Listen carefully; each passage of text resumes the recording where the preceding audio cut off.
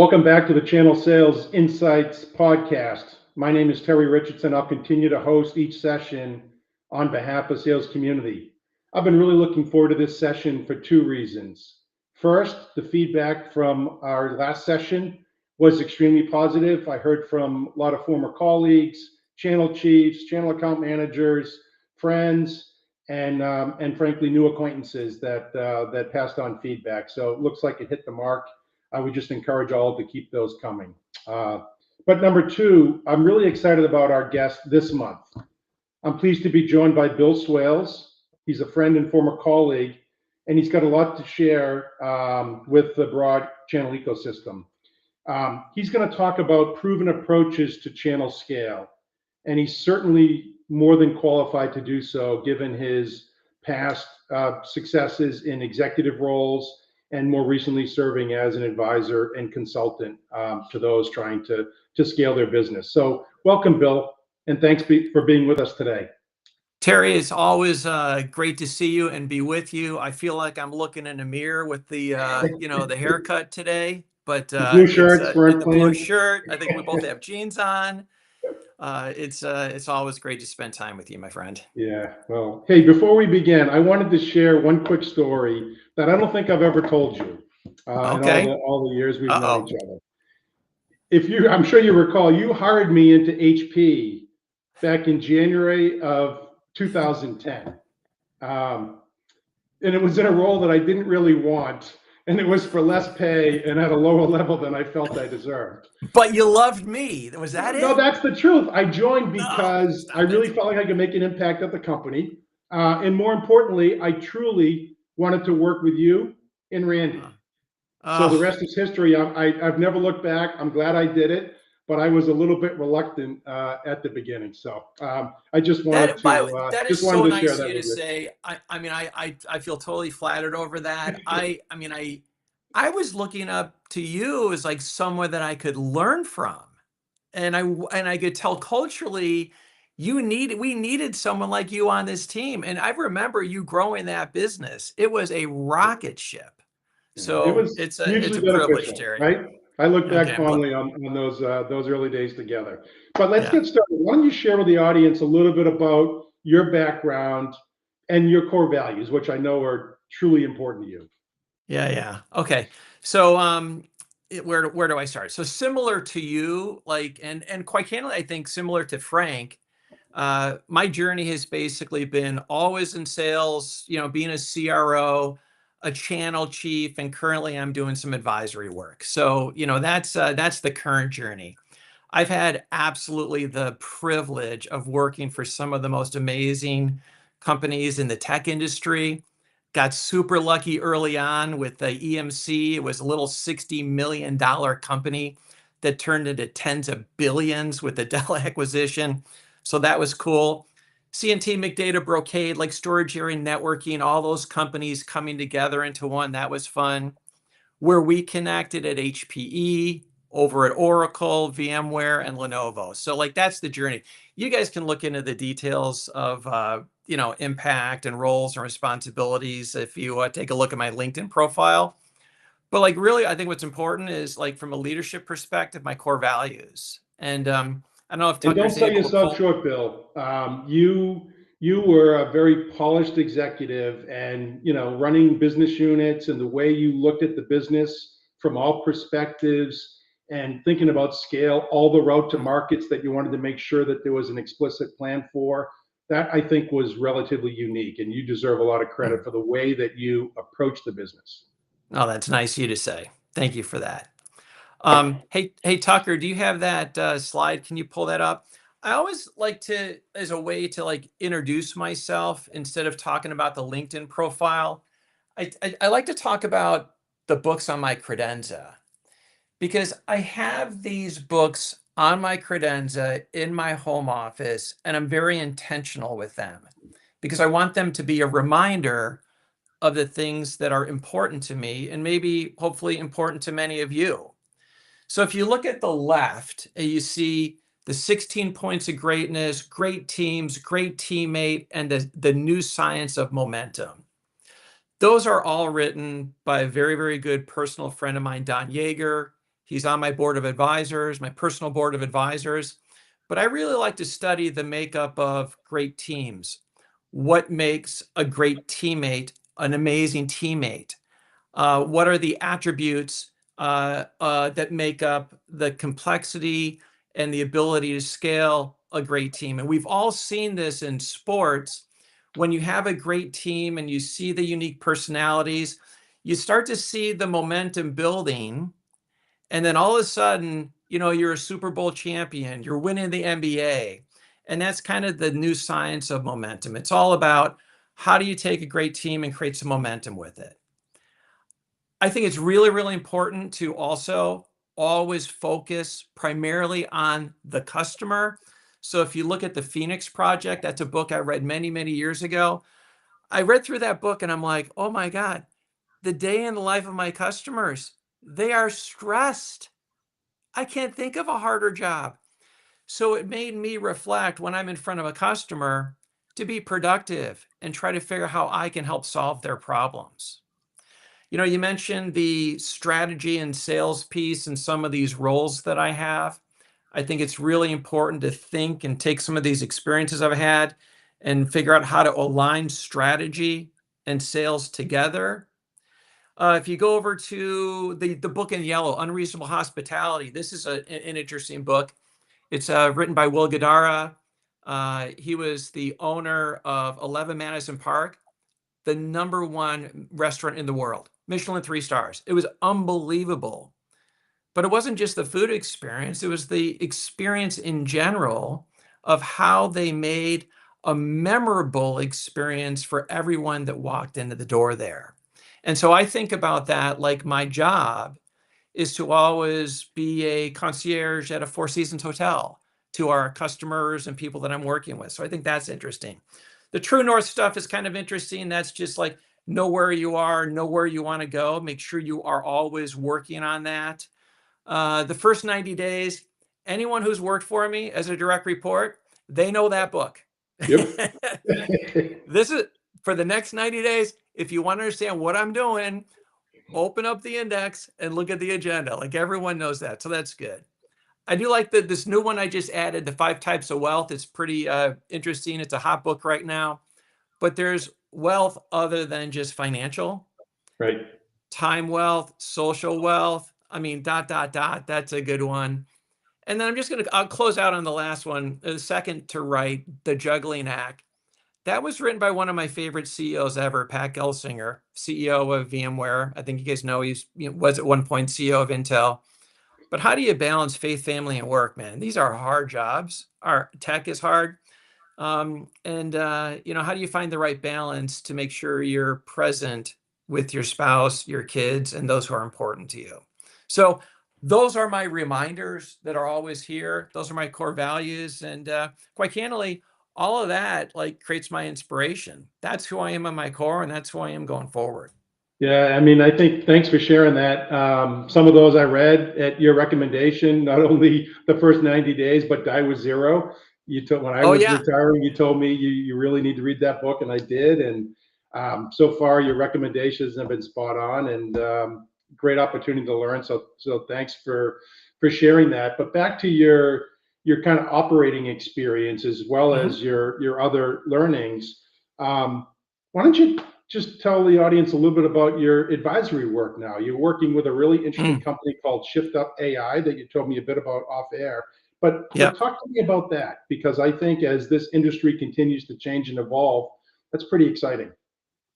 Yeah, so I'm really, really excited about Shift Up AI. It's it's personal to me because being a sales leader, running commercial sales across the US or in whatever role, I always struggled.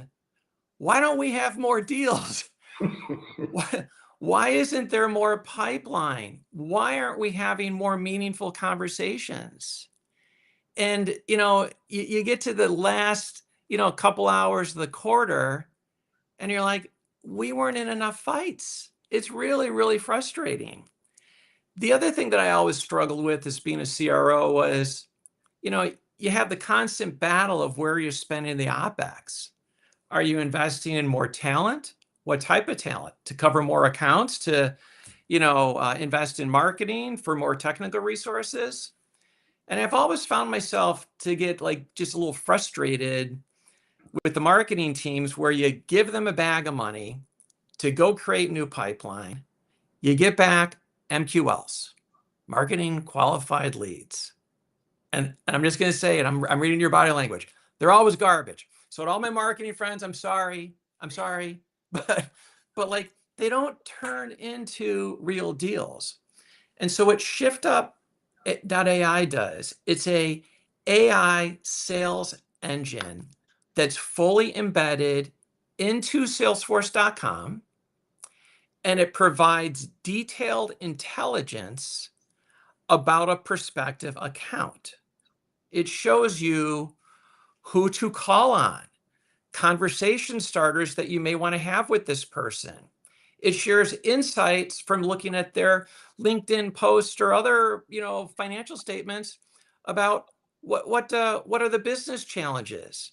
It talks a little bit about the competitive landscape of your potential customer. Who are they competing with? And what it really does is it increases seller productivity exponentially. And let me give you just an example. If you're a seller and you have an account, you pick up an account, what do? You Google it. Okay, great. That's my account. You learn a little bit about it. Next thing you know, you go to LinkedIn Navigator. You try to figure out, who do I call on? You spend some time doing that. Next thing you know, you do a little chat GPT with some of the insights that you get. You try to find out more. Maybe you leverage, Copilot, some Gong conversation stuff in the past. But all of that is taking time that you're not talking to a customer. And so what ShiftUp.ai does all that for you, and it's embedded into Salesforce. So I love the fact that this company solves a problem, and I love the fact that it increases seller productivity. And the wins that the company is getting right now are pretty incredible. So I'm having an enormous amount of fun doing that. I'm trying to coach, trying to introduce and leverage my relationships to introduce to CROs where I know they have the same problems I did. And then we see where we go. So if anyone on the call has a problem with pipeline, call me or text me. You all have my cell, and I'll set up a personal demo and I'll walk you through the product. And that could be SaaS companies, OEM, solution providers, kind of across the board can benefit. What a great use of AI. Yeah. And you said the right word. It's really all about sales effectiveness and sales efficiency. Yep. So Yep. Good for you. Now you're also going back to school in the spirit of continuous learning. Talk to me about that. So I always I always struggled a little bit because I never got an MBA. And I'm going to go back to Econ 101. It was the opportunity cost. I was having so much fun on my journey, and my roles kept on getting bigger and bigger. It was really hard for me to step away, spend a couple $100,000 or whatever it was to go to school. Yep. And so while I got like multiple mini MBAs running all these businesses, I never got the formal education. But what I did do throughout my career journey, I did actually commit to taking a week off multiple times, go to school, and I did a couple at Harvard Business School, 5 of them actually, where you basically check out for a week and you go to school, and through the case study methodology, I learned a ton. And then the approach that Harvard Business School has is it's a global perspective. So you're meeting with people from all over the world. So the learnings are really, really pretty spectacular.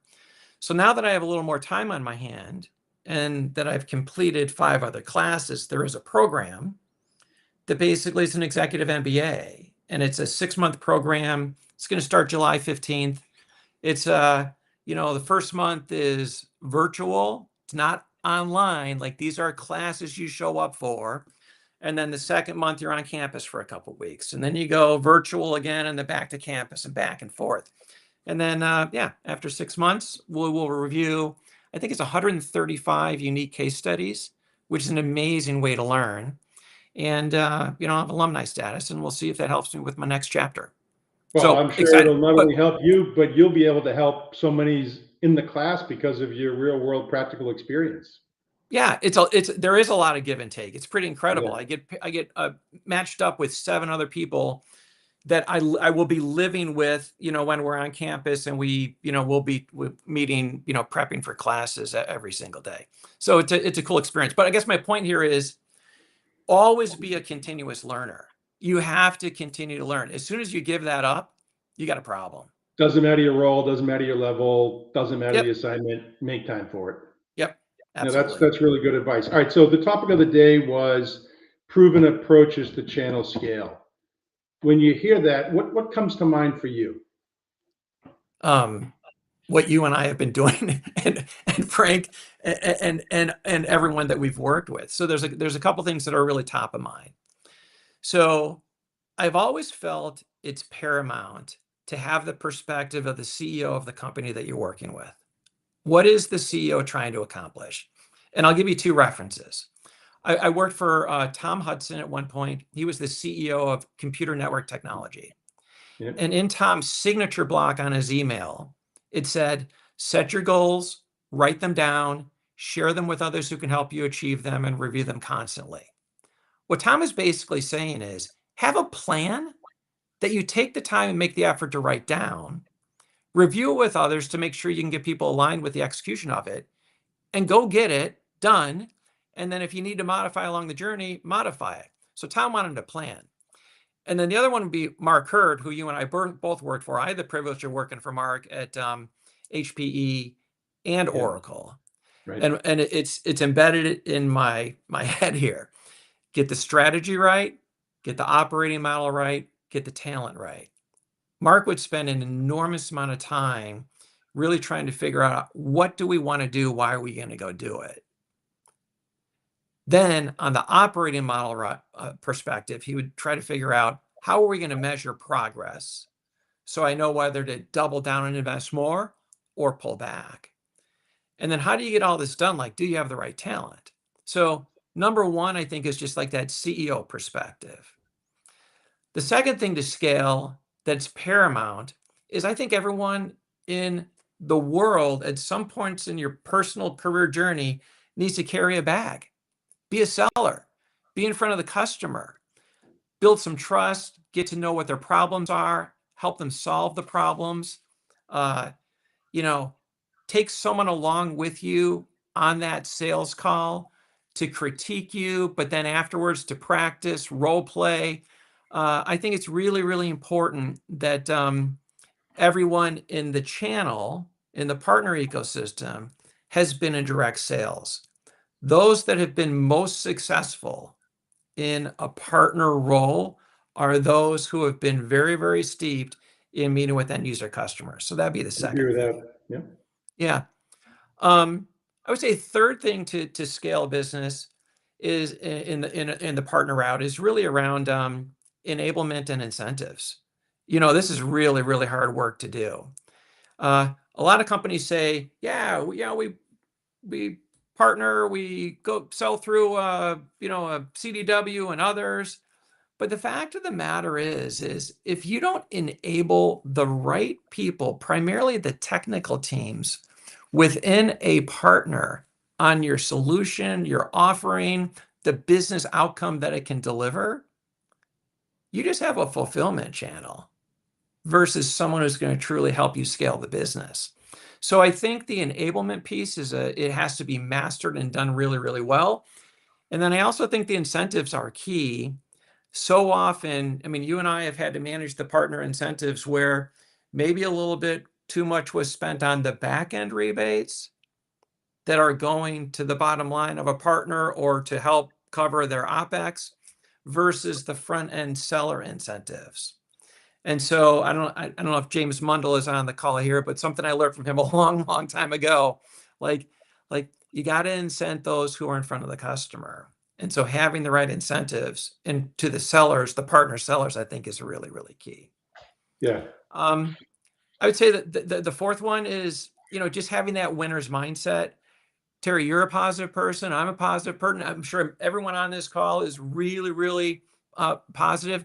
But you have to show up every day with a winner's mindset. You have to be known as a winner. You have to be known as someone who gets stuff done. Yeah, for whether the customer. it's good times or bad times, right? You have to kind of rise above and always be that positive influence. Absolutely. But when I see sometimes people are broken, frustrated, job's hard, you just have to have your game face on every single day. So I think that's important. I would say like the fifth thing to just everyone to be aware of when you're trying to grow a business, it takes an enormous amount of work. And in today's world, the fact of the matter is we could all work 24 hours a day, 7 days a week. And so you have to figure out what are your non-negotiables with regards to how you're going to take a break. And I'll give you a couple examples about my non-negotiables. Anyone who's worked for me has met a personal friend of mine and personal trainer, Tony Bordeaux. Tony and I have been working out together for, I think, probably 20 years. He basically brings a 45-minute, 50-minute HIIT class to my house that I can fit in somehow at some point throughout my day. And so my non-negotiable is 2 days a week, ideally 3 days a week with Tony doing a HIIT class. My non-negotiable is 10,000 steps a day. Everyone knows I love to walk and talk. So as soon as it gets a little warmer in Boston, Terry, for you, or Chicago for me, you can catch me outside getting some exercise. A non-negotiable for me is cycling. I actually enjoy cycling because it gets me off my device, it gives me some exercise, and it gives me some think time. No one can bother me. I'm not going to be on my device. And then eating well, drinking, staying a lot of water, staying hydrated, and then I would say also like, from a health and wellness perspective, my Strava connections are pretty important to anyone who's on Strava. So Jeremiah Jensen, who's an amazing channel chief, Jeremiah, like when we're texting each other, I'm like, hey, I saw you had a great 8-mile run today. That's amazing. I cannot run 8 miles. I'm so envious. Or Jazz Sud, the president of Palo Alto, who you know, Terry, very well. Jazz will kick it up like she's doing a HIIT class in the morning and then, running at night. So anyway, I just think that like finding balance is important on one of those key criteria.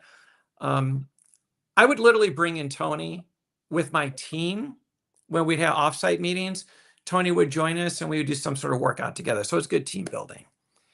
And then I close out with like, just be a continuous, curious learner. I'm taking an AI class right now. I'm so behind. How do you keep up? Yeah, And stay relevant. I'm already thinking like, is the class I'm taking the right class?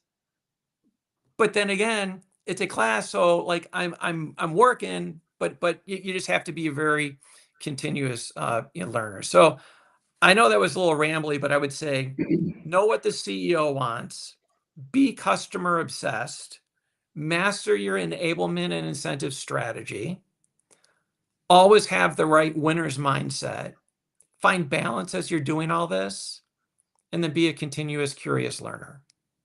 Yeah, no, Bill, thanks. Yeah, it makes a lot of sense, and thanks for sharing it. What I'm most impressed about is those are not just words for you or things that you think others should be doing. These are things that you've lived and demonstrated through the course of your career. So they're well proven techniques, and you've been able to apply them in all the different roles that you've had, whether it was CRO role, channel chief role, general manager role. It didn't matter. It's all still relevant, and I think it's very, very impressive. And I think it's really important that folks kind of heed that, because it is all about that balance, right? Every one of us could work 24/7, but it's not. It's when you're young and you think it's the best way to go, it's truly not. I do want to say, like, one of the things that I've noticed since I've gotten out of like the big roles, and you've probably noticed the same thing, Terry, that the grind of the make the day, make the week, make the month, make the quarter, make the year in a publicly traded company with QBRs, business reviews, like it's a lot. There's no way I could have sustained without this approach. I couldn't do it. You made a comment earlier in the talk about your personal board of directors, which I wanted to kind of get back to. Like, who are some of your coaches, mentors that have really impacted you as you've shaped, the leader that you've become? Yeah, I'm a big fan of the personal board of directors, and I think it's 6, 8 people on it. I'll kind of high level walk you through this. Obviously, someone who we all know very, very well, Randy Seidel, unquestionably the best boss I've ever had. He's hard, he's fatherly, he's an amazing connector, he's an inspiration. Randy has had an amazing impact on my life, so that's important. Yep. Chris Riley, I think Chris is one of the best CRO sales leaders in the tech industry. I was grateful to catch up with him yesterday for a little bit. But Chris and I have worked together at 7 different companies. So, that connection has been really, really wonderful just to bounce ideas off of. Stephen Hagler, my most valued business partner ever. He's smart. He's curious. He slows me down. He keeps me organized. He's just a good human being. He's amazing. So I love Stephen. There's 2 kind of like unsung heroes that are really important to me from a sounding board perspective. One would be Terry. You're probably going to remember this name, Ann Brown. Oh, yeah. Yep. And then the other would be Sarah Kinson. So Ann Brown is pretty amazing. She was executive assistant business partner at HP and VMware. And then Sarah Kinson was my chief of staff at VMware. But as I mentioned earlier, when you're running so hard and you're being a road warrior, and you got a business review, you got to deliver the numbers, you got to prep for a meeting, all of a sudden a CEO calls, it's a lot. And so having some business partners that help you just stay organized with regards to family work life is important. And I always appreciate my conversations with the 2 of them to just make sure I'm not biting off too much. Bernie Banks is amazing. I haven't talked to Bernie in a while, and I probably need to reach out to him. He ran all leadership development at West Point.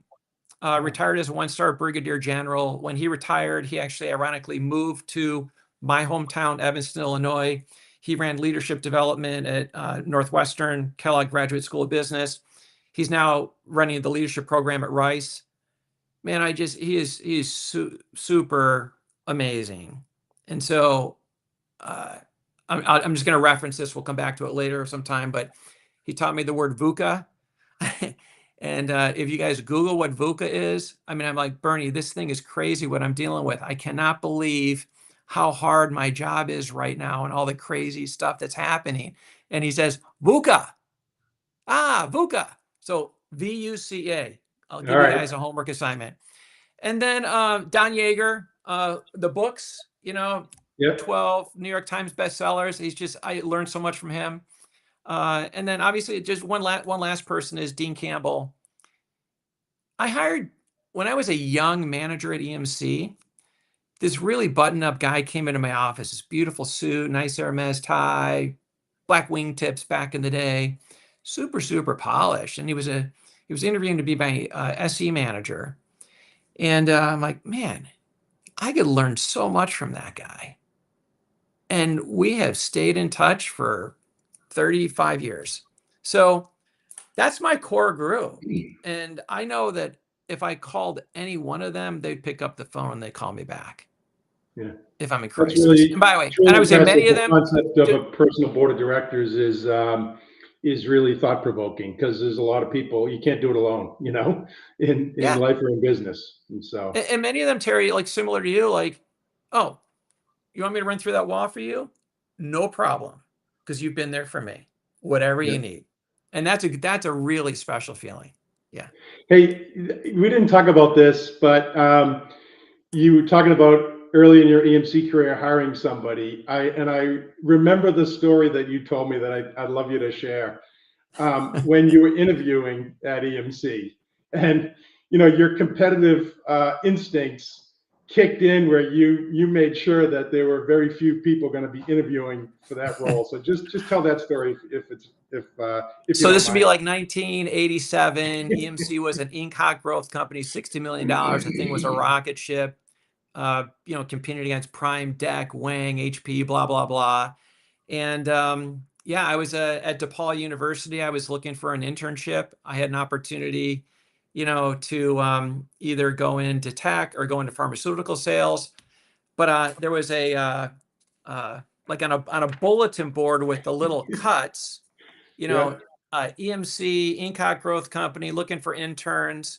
And like you would tear things off, with the phone number of the person to call. I called Chris Patton, got the interview, and One of as my the more friends, by the way, we were in the same freshman dorm.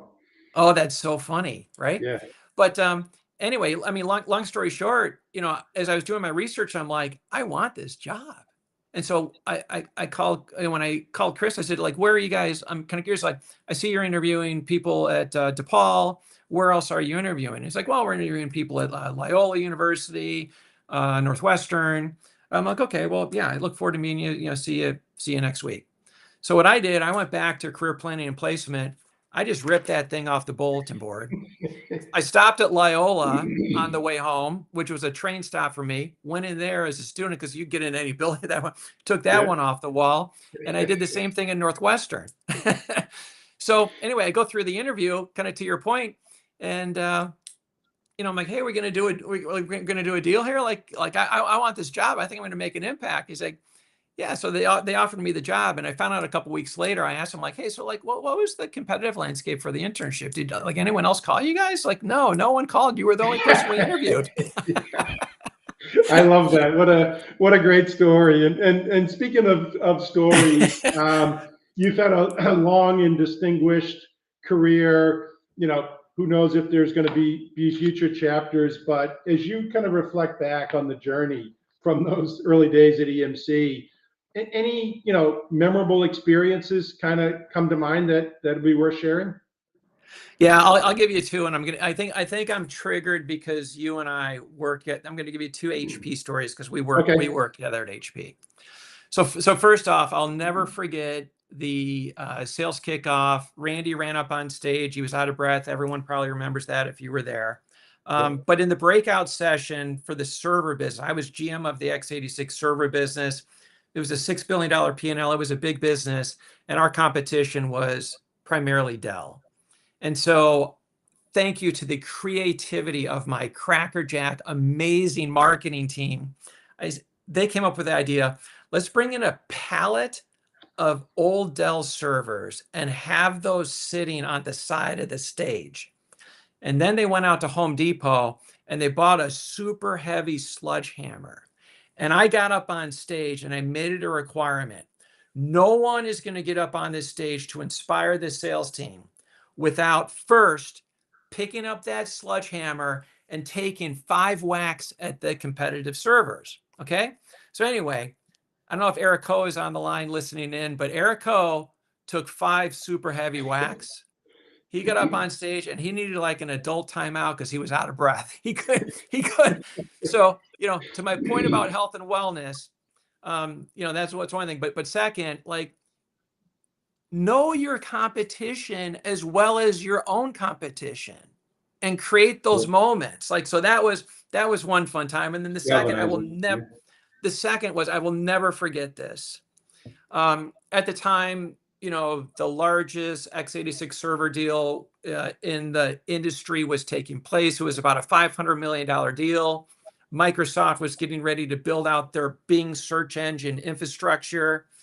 And I will never forget 2 parts about this pursuit. Number one, I have never felt more appreciative of teamwork, collaboration, a winning mindset than I did driving and working that pursuit with Mark Potter, the exec who ran that business, Chuck Smith, the product leader, Jim Ganthier, the marketing leader, Bob Moss, the chief of staff, and then Sridhar Rajagopalan, if you remember Raj. Yeah. This guy was a PhD, and this is important too. Hire people that are smarter than you. Raj was driving the pursuit with his team, and we were in a good place. I thought there was a good chance we were going to win, but you never know when a deal is that big and that involved. Anyway, Raj was the exec that was supposed to receive the phone call from Microsoft on the award or loss of the business. And so Raj and I had agreed, once he receives that phone call, I get the next call. No one else. Okay. So we're waiting for the call. Raj is in Las Vegas for a meeting. He receives the call. He calls me and he said, "Billy, we won." Okay. What do you think I did when I heard that? I'm jumping around. I'm screaming. I'm throwing chairs. The place is going nuts. Like I could not, like think of like The Hangover. Like I am like, Yeah. like you're in Vegas. Like, let's go. I'm like, Raj, do you realize what you just did? This win will give us #1 market share, highest revenue ever, highest profit ever. This is amazing. Go out tonight, celebrate, bottle service, just expense everything. If it gets rejected, I'll pay for everything. Like, let's just go have fun. Yeah. You know what Raj did? Billy, I'm so tired. He stayed in and just went to bed because he had so much stress from that pursuit. But it's just I'll never forget that. I'm grateful for the teamwork, the collaboration, the winning mindset. Most importantly, Terry, I think that's the thing that fires me up. Yeah, and you know what? I love that you share that story, and I feel compelled to say, hey, there's lots of multi-$100 million deals now, billion-dollar deals, Yeah. with NVIDIA and AI. But back when you did that deal, there was nothing like that. That was like the first of its kind, and it was, like you said, incredibly impactful to the company. Yeah, really epic. Really well epic. done, and But, it's like a testament that you thank the team, right? Because any accomplishment is never done by one person. And I'm still super close friends with everyone on that pursuit. Sometimes when I drive by the big data center here in Chicago, I turn up the music in my car and I videotape, the building as we go by. But hey, I know we're at time, Terry. Look, I hope this met your objectives. I am beyond grateful, to see so many familiar names participating in this podcast. It's great to stay connected with you, and hopefully we inspired a couple people. But it's just it's a privilege to be in this industry and have fun as we're doing it. Yep, and when you come to Boston or Cambridge for your HBS classes, we need to get together while you're in town. We'll absolutely do that. Yeah, thanks for being here on the Channel Sales Insights podcast. I really felt that your comments were spot on and impactful, and I hope the listeners were paying close attention. There's a lot of messages coming in on the chat. Folks, you and I both know that we haven't talked to, and a lot of people I don't know, but it seems like it really hit the mark. Just to kind of recap what I heard, and I hope others took away when you think about channel scale, a line at the top, preferably the CEO, to make sure that business needs and requirements are well understood. Be customer obsessed, and something that a lot of people don't talk about, prioritize your personal health and well-being so you can show up and be your best at work. Be curious and be a continuous learner. Stay connected. And I know you through some of your stories, you had some fun doing it. So it's really great. I encourage everyone that listened or listens to a replay to call Bill if you need more pipeline, and he'll put you in touch with the folks at Shift Up AI. Bill, I will watch you closely as you help that company scale and grow. Seems like they're really onto a needed solution in this business, and I know you're going to continue to do great things. So thanks again for being with us, and thanks everybody for joining and for the ongoing support of not only Randy and Tucker, but the entire sales community team. Until next time, good selling all. Thanks, Terry.